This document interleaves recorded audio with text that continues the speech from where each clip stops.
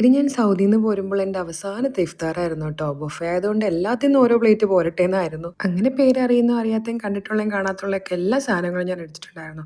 ഇത് വന്നിട്ട് ജെയ്സിൻ്റെ സമൂസയാണ് കേട്ടോ. അതിനുശേഷം ഒരു സ്പ്രിംഗ് ഓണിയൻ അല്ല എന്താ സ്പ്രിംഗ് റോളോ അങ്ങനെ ഒരു സാധനം കഴിച്ചിട്ടുണ്ടായിരുന്നു. പിന്നെ ഈ പാത്രത്തിൽ നിറഞ്ഞിരിക്കുന്ന ഇത്രയും സാധനങ്ങളുണ്ടല്ലോ, എനിക്ക് പേര് പോലും അറിയത്തില്ല. എന്തെല്ലോ അറബിക് ഡിഷസ് ആണ്. അതുപോലെ തന്നെ സലാഡ്സ് ഒക്കെ ഉണ്ടായിരുന്നു. എല്ലാം ഞാൻ എടുത്തിട്ടുണ്ടായിരുന്നു. എന്തിനാ കഴിക്കാൻ വേണ്ടിയിട്ട്.